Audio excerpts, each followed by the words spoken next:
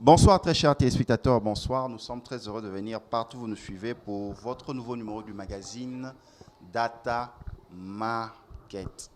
Vous étiez très nombreux à nous suivre la semaine passée où nous avons reçu pour vous un entrepreneur, quelqu'un qui vous a permis de comprendre qu'est-ce que nous devons comprendre par le management du temps, comprendre par l'avancement de l'entreprise, comprendre sur la manière d'être équilibré dans nos choix et opérationnalisation. Ce soir, nous revenons avec un nouveau sujet, oui, qui défraie la chronique, qui défraie les passions. Pour en parler sur ce plateau, je reçois pour vous Steve Bonsey-Juppy, qui est banquier et financier. Avec lui, nous allons parler de l'actualité économique et financière de l'entrepreneuriat aussi. Bonsoir Juppy. Bonsoir Monsieur Saforia. Comment vous allez? Bien et vous? Oui, ça va, nous sommes là. Le président de la République, nous commençons déjà, le président de la République, son Excellence Antoine Félix Tshisekedi Tshilombo, a annoncé le 27 juillet à Abuja, lors du forum pour entrepreneurs initié par le milliardaire et homme d'affaires Tony Elumelu, détenteur d'une grande banque panafricaine. Lors de son forum initié par la fondation qui porte son nom, le président de la République a annoncé la création du fonds de risque pour l'entrepreneur, du fonds de risque pour l'entrepreneuriat de jeunes en RDC. Et de cela, nous allons parler, qu'est-ce que cela signifie. Et pour répondre à nos questions, nous recevons en tant que conseiller spécialiste Steve Bonsey-Juppy. Steve Bonsey-Juppy, vous avez suivi l'actualité à Abuja, au Nigeria. Le président de la République, son Excellence Antoine Félix Tshisekedi Tshilombo, a lancé la création d'un fonds de risque pour les jeunes entrepreneurs congolais. Quelles sont vos expressions? Merci de la parole. Écoutez, c'est une bonne initiative parce que nous la soutenons. Vous savez, hormis d'avoir des ressources minières, des ressources d'eau, tout ça, la population est un atout important, notamment dans la vie d'un pays. Et surtout qu'essentiellement pour la République démocratique du Congo, la majorité de la population est essentiellement constituée d'une forte jeunesse. Plus de 60% de la population sont essentiellement de jeunes. Il se posait déjà un problème. Lequel de problème il se posait il y a 5 ans, 10 ans? C'est le problème de l'insertion de jeunes. Avec le taux de chômage qui est atteint de niveau assez important, il est de plus en plus mis en exergue que l'entrepreneuriat, la création des entreprises par la jeunesse devenait un atout incontournable. Et aujourd'hui, le président de la République, M. Antoine Félix, l'a vite compris, en matérialisant notamment cette idée, justement en créant notamment ces fonds pour pouvoir accompagner la jeunesse dans ce style. Voilà, accompagner la jeunesse, mais cette annonce, vous le savez, Tony Elumelu était ici à Kinshasa, il a rencontré le président de la République et aussitôt le lancement de ce fonds. Mais nous le savons, ce fonds, comment elle fonctionne? C'est un crédit que le président de la République met à la disposition de jeunes. Ça veut dire tous les jeunes, qui soient à Makiso, qui soient à Bokongo, Ikela, qui soient à Lualaba, qu'ils soient à Kinshasa, ou même des jeunes Congolais de la diaspora porteurs d'un projet, peuvent aller trouver ce crédit-là. C'est un crédit? Exactement, bonne question. Écoutez, nous avons dit avec vous ici que la majorité de la population reste la jeunesse. Donc, il faudrait savoir comment les insérer, notamment dans le circuit formel. Or, la création par le président de la République de ces fonds le 27 juillet à Abuja, justement, matérialise l'idée forte d'accompagner, qu'a le président de pouvoir accompagner notamment cette jeunesse congolaise. Alors, comment ils fonctionnent ces fonds pour moi, ce sont des fonds prudentiels que justement qu'on met à la disposition de la jeunesse congolaise pour pouvoir les accompagner dans leur projets, pour pouvoir accompagner dans leur ingéniosité de la création des entreprises, pour pouvoir accompagner notamment la création de start-up. C'est une initiative importante. Comment elle fonctionne maintenant? C'est que ces fonds seront mis justement à la disposition d'un certain programme. Comment va devoir se passer ce programme-là? Ce n'est pas que de fonds qu'on alloue directement à la jeunesse par du cash. Non, c'est que des jeunes devraient s'insérer notamment dans ce programme en ayant justement de projets bancables, en s'adressant notamment au circuit formel bancaire, c'est-à-dire aux banques commerciales, mais aussi aux institutions de microfinance. Pourquoi? Parce qu'il s'est posé un problème, il y a jadis, le problème des garanties. Parce que la majorité des jeunes avaient des projets pour pouvoir éclore leurs idées. Mais est-ce qu'ils présentaient un problème de gage, de garantie? Or, il se pose maintenant, ce problème de garantie vient d'être résolu, notamment avec Comment c'est le président de la République qui crée un fonds pour, au cas où ça ne marche pas les projets de jeunes, on paye une garantie à la banque où il a retiré exactement. les crédits. Le jeune introduit son dossier dans une banque commerciale ou dans une institution de microfinance. Lorsque le dossier est correctement accepté via une procédure en interne de chaque banque commerciale, en ce moment, on va demander aux jeunes de pouvoir présenter une garantie. Il se fait que ce fonds-là va pouvoir garantir notamment le risque lié à ça. Parce qu'il faudrait savoir, il y a un problème. Le problème dans le circuit normal de financement des banques commerciales, c'est le problème de taux d'intérêt. Les taux d'intérêt sont excessivement élevés, qui ne permettaient pas justement à ces jeunes aussi de pouvoir s'attribuer notamment certains projets. Pourquoi? Parce que les régulateurs, la Banque centrale, fixe le taux directeur à 2 ou 3%, ça varie généralement sur ce taux-là, mais les banques commerciales sont autour de 14, 15, 16%. Et la plupart même de ces crédits sont libellés notamment en monnaie étrangère. Vous me poserez la question qui s'explique notamment ce taux. Ce taux s'explique notamment par les charges excessivement élevées au niveau des banques commerciales. Alors, ces fonds-là, des garanties que le président de la République a annoncé le 27 juillet à Abuja, vont justement permettre notamment de pallier notamment les gages que présentent les jeunes entrepreneurs vis-à-vis de banques commerciales, et puis de pallier le problème de taux. Parce que le président de la République a martelé que pour ceux qui vont justement souscrire à ce programme de fonds de garantie, ne seront pas appliqués de même taux qu'on applique notamment aux clients classiques. N'est-ce pas? Pour les personnes morales ou personnes physiques existant notamment dans les banques commerciales ou dans les institutions de microfinance, ils auront un taux qui justement peut varier entre 5 et 7% pour justement leur permettre de pouvoir rembourser leur crédit et puis faciliter l'éclosion des idées qu'ils ont derrière la tête. Très chers téléspectateurs, nous recevons pour vous Steve Bansé-Jupi, qui est banquier et financier. C'est vrai, le 27 juillet, le président de la République a eu une allocution faite aux jeunes entrepreneurs congolais depuis Abuja lors du sommet, ce forum concernant l'entrepreneuriat de jeunes initié par la Fondation Tony Elumelo, où il parlait de la création d'un fonds de risque pour accompagner les jeunes entrepreneurs. C'est vrai, peut-être la communication du chef de l'État, vous ne l'avez pas si bien saisi, les explications. C'est vrai que sa structure peut-être de communication n'a pas été si claire. C'est la raison pour laquelle, pour comprendre le message du chef de l'État, nous venons auprès d'un financier, expert en finance et banquier, pour nous expliquer c'est quoi un fonds de risque pour accompagner les jeunes entrepreneurs, comment ce fonds fonctionne et comment les jeunes peuvent y souscrire, parce que déjà, Steve Bansé-Jupi est rodé dans le secteur des banques et il peut nous apporter un éclaircissement qui permettrait de bien comprendre ce qu'a expliqué ou bien ce que le président de la République a annoncé le 27 juillet 2019 à Abuja, Nigeria, lors de ce forum concernant la jeunesse, ces jeunes qui veulent entreprendre, initiés par la fondation Tony Elumelo. Mais, Juppy, au lieu de faire un fonds, parce que c'est vrai, ce fonds sera logé dans une banque privée. On ne s'y cache pas. Et surtout une banque privée internationale.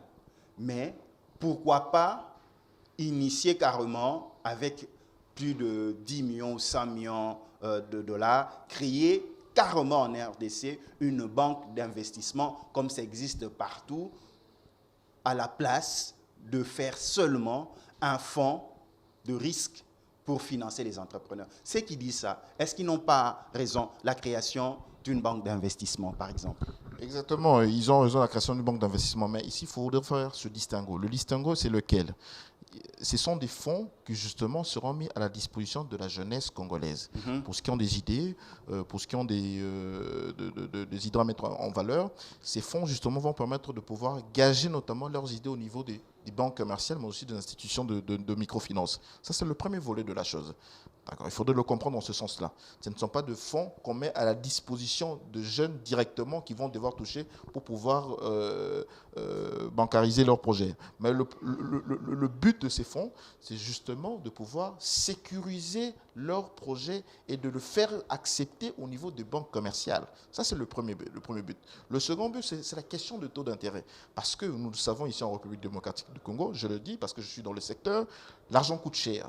Coûte cher parce que, je l'ai dit tout à l'heure, les taux d'intérêt sont excessivement élevés au niveau des banques commerciales. Plusieurs fois, le régulateur est revenu là-dessus, mais les banques commerciales le défendent justement parce que les charges sont excessivement élevées, mais aussi le coût et la prime du risque qui est notamment par rapport à l'argent. Donc, il faudrait sécuriser parce que l'intermédiation financière que les banques commerciales effectuent en République démocratique du Congo, c'est via l'argent des déposants. Alors pour le sécuriser, il faut que l'argent coûte plus cher. Le deuxième volet de ce fonds de garantie, c'est justement, ça permettra de voir la question de taux d'intérêt. Or, si les taux d'intérêt sont assez accessibles, ça permettra à ces jeunes-là de pouvoir éclore et de pouvoir être pérennisés dans le temps. Les jeunes qui nous suivent maintenant, les jeunes de la diaspora, porteurs de projets, les start-upers, dans vos propos, vous avez laissé comprendre que pour avoir accès à ces fonds, pour être dans les processus, il faudrait être accompagné. Vous, en tant que banquier, vous, en tant que financier, comment accompagne-t-on un entrepreneur, un jeune entrepreneur qui désirerait bénéficier d'un fonds pour booster ses activités? D'abord, il faudrait que nous présentions un dossier bancable. Un dossier pour lequel on sait que à court terme ou à moyen terme, il y aura un impact notamment sur le revenu, notamment sur la création de la richesse. Hormis la création de la richesse, mais aussi la création de l'emploi. D'abord, il faut que ce dossier soit d'abord. Et puis, deuxièmement, il faudrait que ce dossier ait un impact notamment sur une certaine création, une certaine émancipation. Donc, et puis, troisièmement, il se posait aussi un problème des garanties. Parce qu'arriver en termes de procédure pour chaque banque, arriver au moment de l'octroi même de ce prêt-là, il se pose un problème de garantie. Mais je pense qu'avec les fonds qui sont notamment mis à la disposition de cette jeunesse, ça va permettre justement de résoudre ce problème ou de contourner ce problème de garantie que présentent aussi les jeunes en termes de garantie qu'il faut présenter, mais aussi les taux d'intérêt. Donc, je salue l'initiative du président de la République dans ce sens-là et de nous accompagner dans ce sens-là. Mais Juppy, tu viens d'éclaircir sur les conditionnalités, afin de recevoir cet accompagnement financier pour booster le projet d'entrepreneuriat d'un jeune entrepreneur. Ces jeunes se lancent dans l'entrepreneuriat. Mais ce qui est vrai, nous allons du côté des banques. Est-ce que le capital humain de cette banque qui doit recevoir le traitement de demandes de financement de ces jeunes pour booster leur entrepreneuriat, est-ce que ça ne demande pas une mise à niveau, parce que ces jeunes qui commencent dans l'entrepreneuriat viennent d'être lancés, ils ne sont pas comme tout client classique dans lesquels vous les banquiers, vous les financiers, vous êtes souvent formatés ou déjà formés pour recevoir. D'accord, je comprends votre question. Écoutez, je pars sur base d'une expérience que j'ai vécue Tout à fait, c'est la raison pour laquelle nous venons vers vous. Que j'ai vécue, c'est que la mentalité aujourd'hui du Congolais ne lui permet pas aujourd'hui d'accéder facilement à ce genre d'activité. Pourquoi? Un Congolais, je veux un exemple très simple. Un Congolais, vous lui prêtez 10 000 $ ou 15 000 $. Or, les 15 000 $ ne sont pas directement loués aux besoins pour lesquels il vous a directement contacté. Alors, la plupart, ils détournent les fonds pour justement faire autre chose que ce que vous êtes en train de... Or, lorsque la banque vous octroie de l'argent, met à la disposition de fonds à votre disposition, c'est que chaque dollar investi en vous a été une analyse minutieuse menée par cette banque-là, par des procédures en interne. Or, la majorité de Congolais n'ont pas encore cet esprit critique de pouvoir nous dire que l'argent qui est mis à notre disposition ne pas utiliser autrement. C'est-à-dire quoi? C'est-à-dire que ça explique qu'il faut une mise à niveau, notamment de cette jeunesse-là, par le programme de formation. Leur dire pourquoi le but de cet argent, pourquoi le but notamment de pouvoir s'insérer, pourquoi le but de pouvoir contracter un crédit au niveau d'une banque. Alors, c'est en ce moment-là justement qu'on aura une classe moyenne de jeunes qui justement arrivera à comprendre que le but de ces fonds, ce sera justement pour leur permettre de sortir de problèmes de précarité dans lesquels ils se trouvent. Steve Juppy Bonsey, vous êtes banquier, vous êtes financier.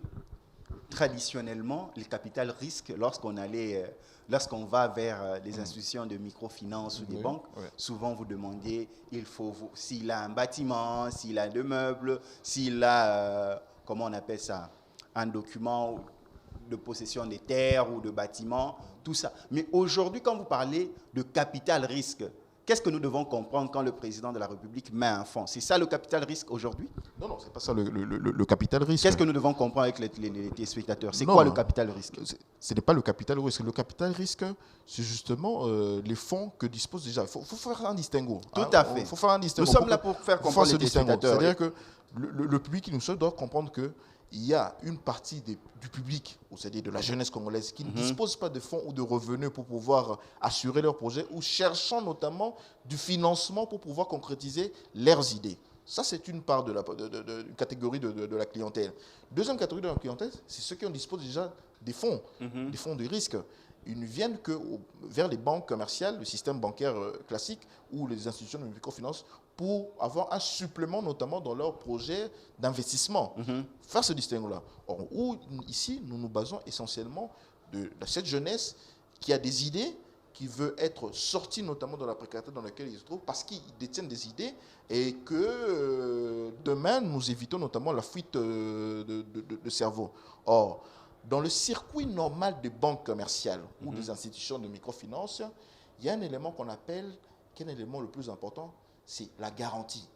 Parce que l'argent que nous prêtons, ou l'argent qu'une institution de microfinance ou une banque commerciale prête, ce n'est pas l'argent de la banque.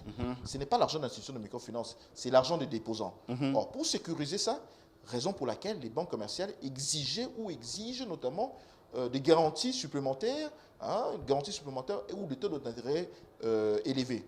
Pour pallier à ça, afin de pouvoir insérer la jeunesse, notamment dans le circuit normal de création d'entreprise, le chef de l'État a annoncé la création des fonds de garantie.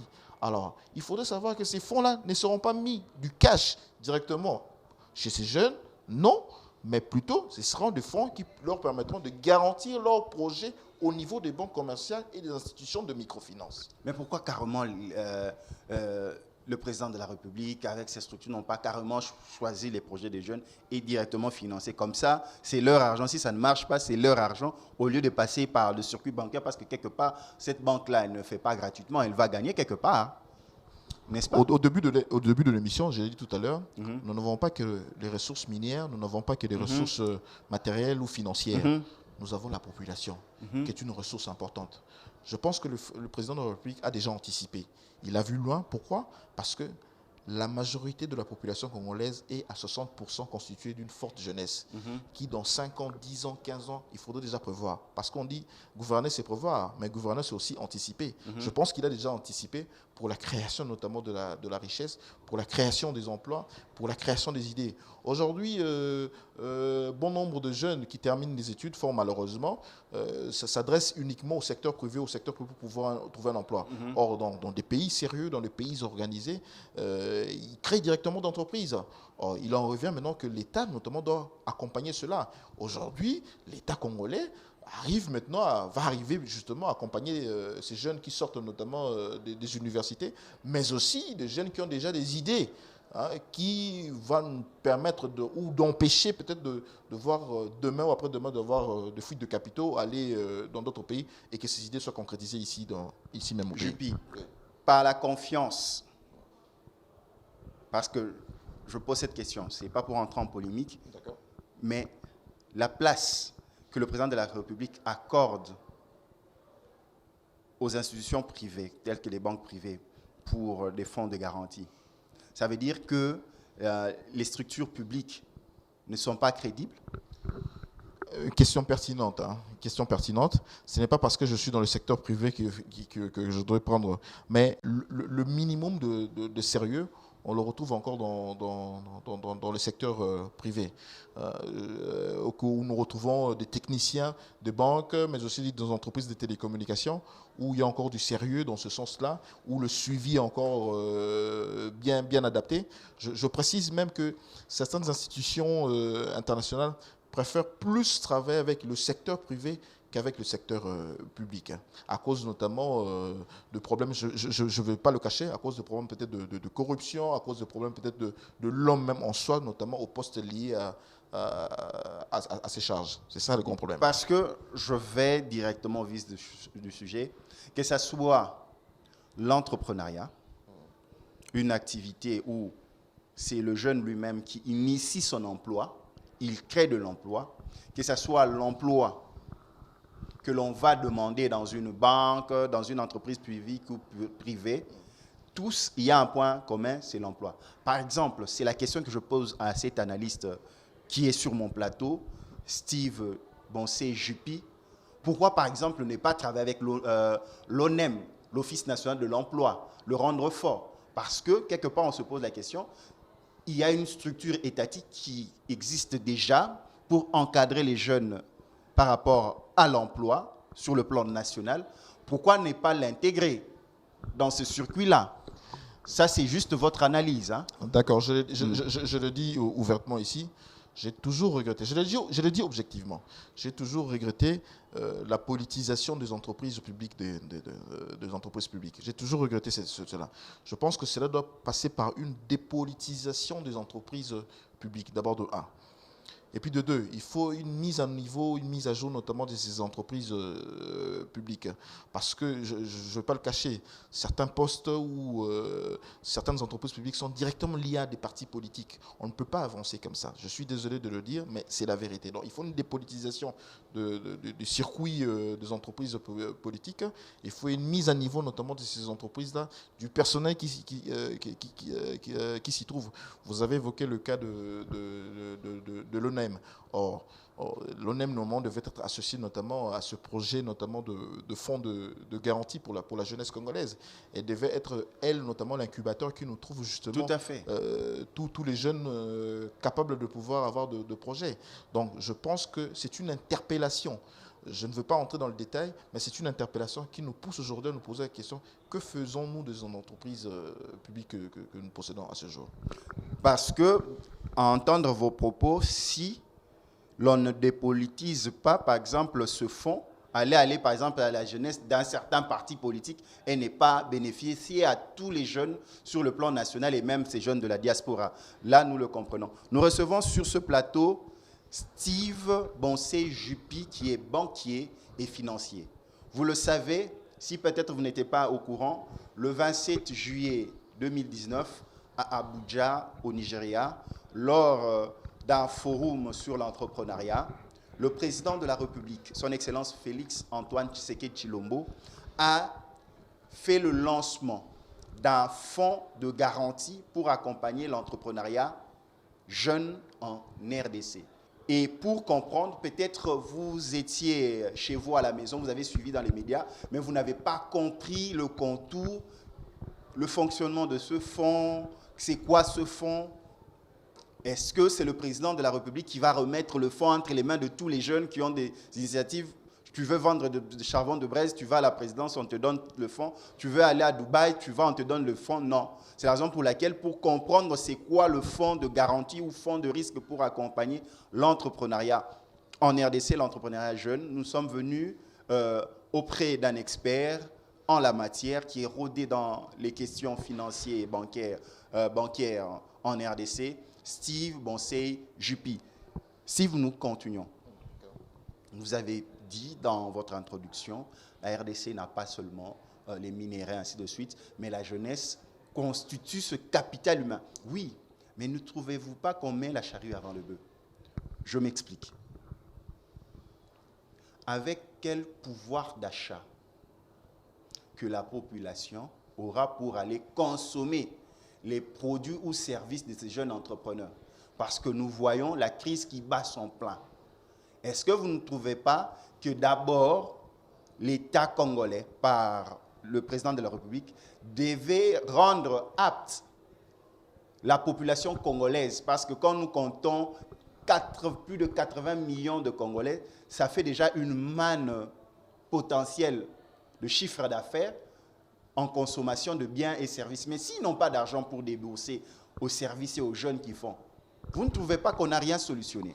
Le problème, certes, vous l'avez évoqué, ce n'est pas totalement, si je peux le dire, pour le pouvoir d'achat, mais c'est plus sur la culture que nous devons avoir. La culture que le Congolais a à pouvoir aider l'autre à avancer. C'est-à-dire quoi?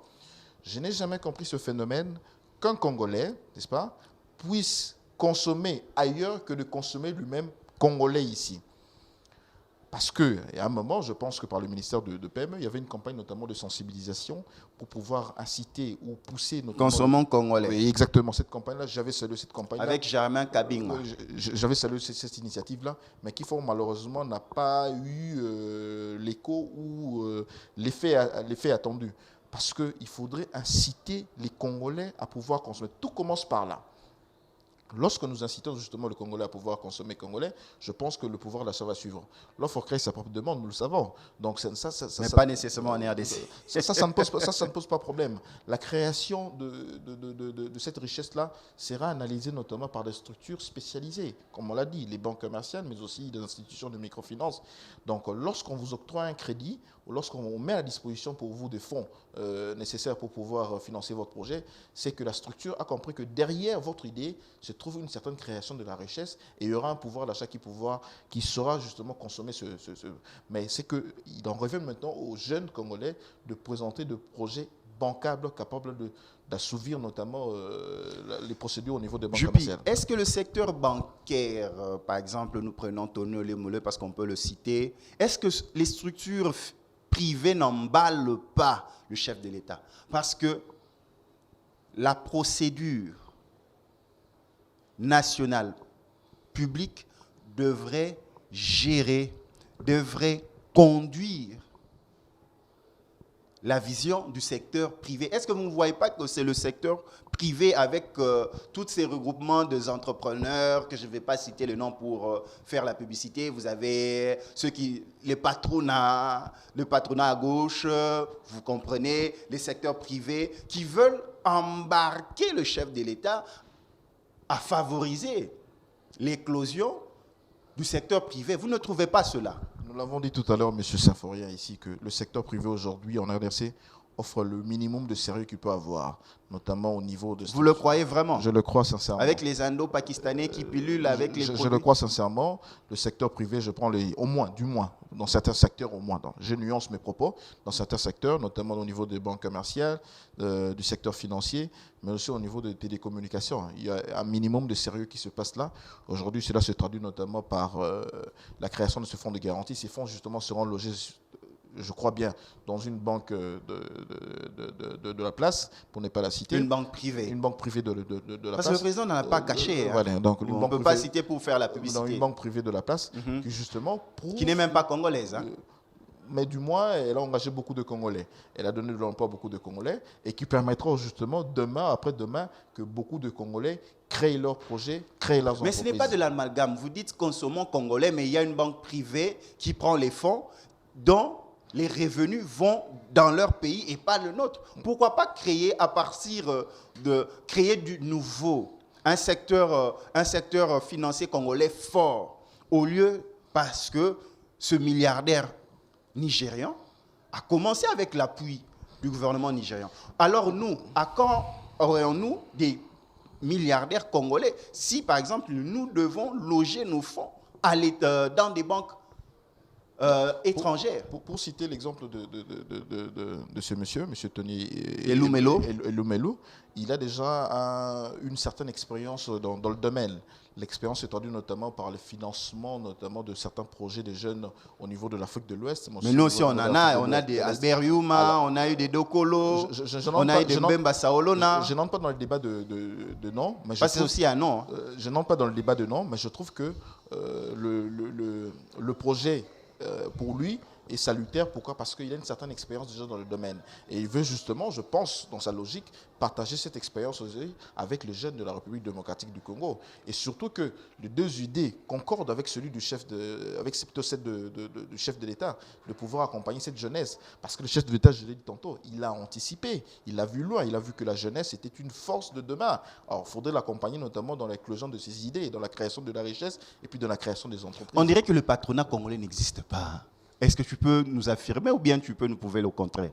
Parce qu'on sent que le patronat congolais n'existe pas. Si, la FEC existe toujours, la Fédération des entreprises du Congo. Mais pourquoi ne pas aussi associer la FEC dans ce projet? C'est juste une analyse. Oui, je pense que ce sera une étude qui sera approfondie. Les contours de ce dossier-là sera justement permettre de pouvoir associer notamment tout le monde afin que cette création de la richesse soit réellement vue notamment par la jeunesse congolaise. C'est-à-dire tous les acteurs. Je parle de la FEC, je parle de l'ONEM, je parle aussi des personnes physiques qui ont une certaine expérience aussi, une certaine base dans ce domaine-là pour pouvoir accompagner cette jeunesse congolaise-là.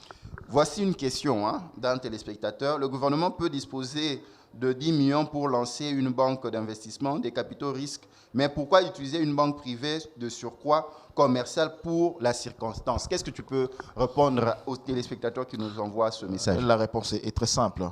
Il ne faudrait pas confondre la chose. Les fonds, ce sont des fonds de garantie pour justement garantir certains projets de jeunes. Parce que les banques commerciales ou les institutions de microfinance exigent des garanties pour pouvoir les accompagner. Or, la création d'une banque, elle exige notamment autre condition que celle que le téléspectateur nous a posée comme question. Et il y a aussi une autre question. Cette banque privée étrangère établie en RDC dispose-t-elle d'un personnel capable d'étudier le business plan, le plan d'affaires du futur demandeur de crédit? Avec quel curriculum? Qu'est-ce que tu peux dire? Je pense que c'est une banque sérieuse. C'est une banque sérieuse. Pour preuve, elle n'est pas seulement ici en République démocratique du Congo. Elle est un peu implantée en Afrique avec une certaine expérience. Je pense que le personnel là est un personnel de qualité, avec une rigueur dans le travail. Et puis les procédures d'octroi de crédit, si je ne me trompe pas, elles se passent à 2 niveaux dans cette banque commerciale. Elle se passe à 2 niveaux. Au niveau local, où nous avons les accords locaux, mais aussi au niveau international, parce que l'accord est envoyé directement au niveau de BOD pour une seconde analyse. Donc il y a une contre-vérification qui a été faite au niveau de la maison mère. Je pense que c'est une banque sérieuse, dans ce sens-là. Et surtout, les jeunes auront cette facilité-là. Pourquoi? Parce qu'ils vont déjà bénéficier d'une expérience que connaît le propriétaire de cette banque-là dans ce domaine-là du financement de la jeunesse et dans l'éclosion de certains projets. Très chers téléspectateurs, vous le sentez avec aisance la manière dont Steve Bonsé-Jupier est en train de répondre. Je vous dis déjà, il n'est même pas dans la cellule de communication du chef de l'État, il n'est même pas parmi ses conseillers, mais ce qui nous plaît, c'est avec cette capacité qu'il a, cette excellence qu'il a à répondre de manière aisée. On dirait qu'il était dans la cellule de communication du chef de l'État. Vraiment, Nous vous en louons pour cette capacité à répondre facilement et aisément à nos questions. Merci bien, monsieur. Il y a aussi cette préoccupation. Pour rappel, le capital risque est une branche du capital qui sert à investir au risque de sociétés à faible cote ou en cours de création. Qu'est-ce que vous pouvez nous en dire? Là, nous entrons maintenant dans la finance internationale. Là, on parle maintenant du marché boursier ou de bourse de valeurs immobilières. C'est qu'ici, en République démocratique du Congo, c'est un marché à court terme. Je parle en termes techniques, c'est un marché à court terme. Nous n'avons pas un marché financier ici. Bien qu'aujourd'hui, je vous informe que la République démocratique du Congo vient de perdre notamment sa note au niveau international. Ça, vous ne le savez pas, je vous l'informe. Pourquoi elle a perdu? Elle a perdu, pourquoi? Parce qu'il y a des éléments aujourd'hui qui jouent, notamment pour que les investisseurs arrivent. Il y a des agences de notation comme Standard & Poor's ou Woodin qui justement cotent notamment certains pays, notamment par rapport à la crédibilité que nous pouvons, tout ça. Le chef de l'État devrait faire des efforts, notamment, ou l'équipe du chef de l'État devrait fournir des efforts, notamment dans la lutte contre la corruption, qui est un élément qui gangrène ou qui empêche notamment la facilitation de création de entreprises, et puis l'assainissement du climat des affaires, qui sont des éléments aujourd'hui qui de plus en plus dégradent notre image au niveau international. Et que je pense qu'un penchant devrait être mis sur ce point-là pour pouvoir nous permettre de récupérer la note que nous avons au niveau international. Il y a des éléments d'appréciation. Premier élément d'appréciation, c'est la gouvernance que vous avez. Et puis c'est la stabilité, deuxièmement, que vous affichez notamment à moyen et à long terme. Mais aussi, c'est la capacité de lutter contre la corruption. C'est la capacité de favoriser notamment la création des entreprises. C'est la capacité de pouvoir mettre en exergue les bons éléments au niveau des institutions, c'est-à-dire au niveau des institutions publiques.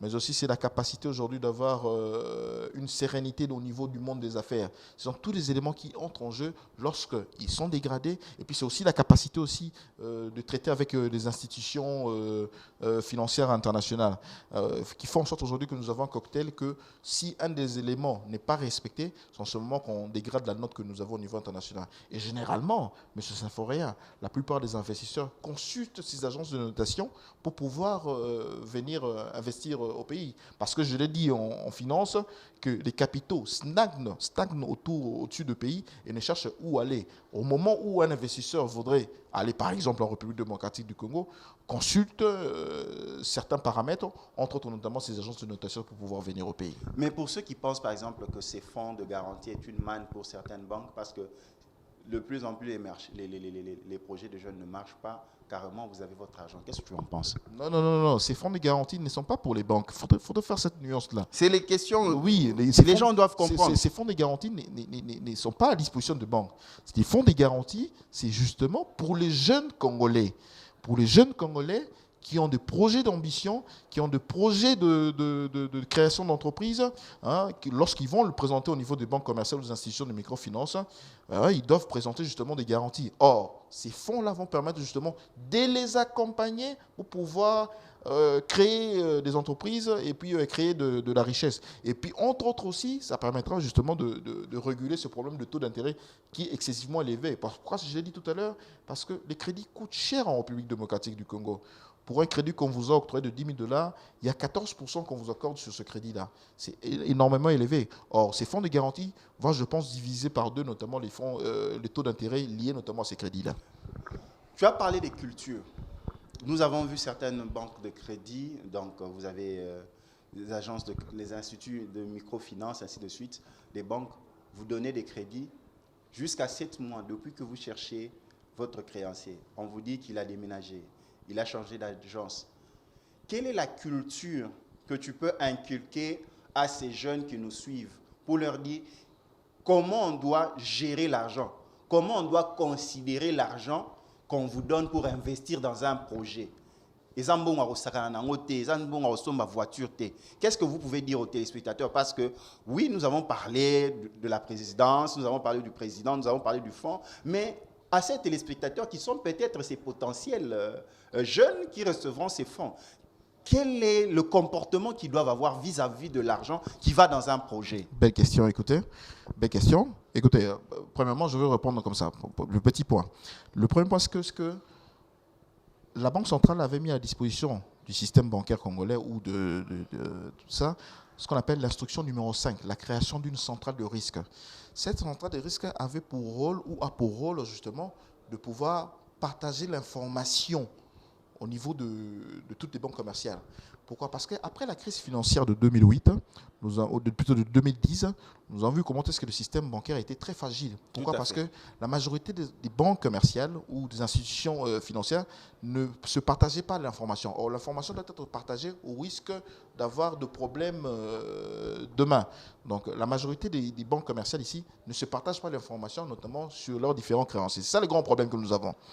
Deuxième problème, c'est que les jeunes doivent comprendre que l'argent ou les fonds qui seront mis à leur disposition via ces fonds de garantie, parce qu'ils auront à contacter notamment les banques commerciales, ils doivent savoir que ces fonds sont destinés à pouvoir créer de la richesse, à créer des entreprises. Ils ne doivent pas utiliser ces fonds pour s'acheter, comme vous l'avez dit, je vous emprunte vos mots, pour s'acheter une voiture, s'acheter une maison, parce qu'il y aura un monitoring qui sera effectué.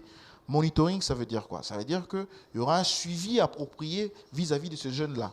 Qu'avez-vous fait de cet argent? Parce que je pense qu'après 3 mois, 6 mois, il y aura une étude des évaluations, notamment sur ce que vous devez avoir fait. Au cas contraire, les banques commerciales ou les institutions de microfinance vont procéder peut-être à des mises en index au niveau du système ou procéder carrément à la résiliation de certains contrats, mais aussi à la récupération de fonds. Or, si vous arrivez jusqu'à la résiliation de fonds de garantie, c'est que vous avez perdu. Alors. Le président de la République, lors de ce forum dédié à l'entrepreneuriat, dédié aux jeunes, a lancé la création d'un fonds de garantie pour accompagner les initiatives entrepreneuriales des jeunes en RDC. Et il y a cette manière de le faire. C'est la raison pour laquelle, pour comprendre le fonctionnement de ce fonds, qu'est-ce que c'est ce fonds? Parce que beaucoup m'ont posé la question, non, le chef de l'État symphonien,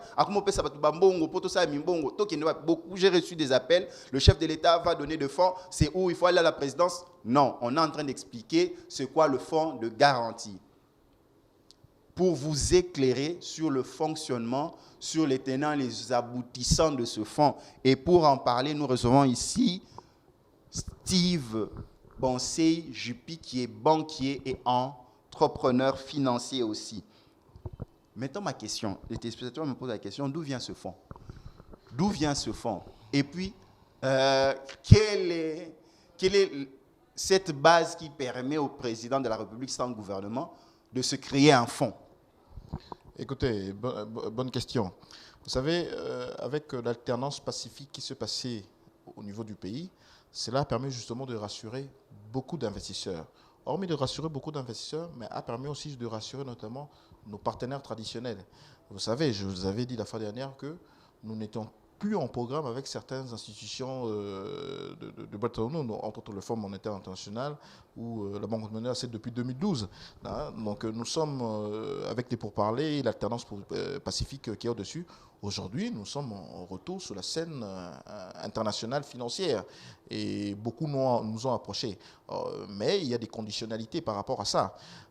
D'où viennent ces fonds? Ces fonds viendront essentiellement notamment de nos institutions ou de nos partenaires traditionnels que nous avons au niveau de l'étranger et qui pensent, ou ces institutions pensent justement nous aider en ciblant essentiellement le problème de la jeunesse.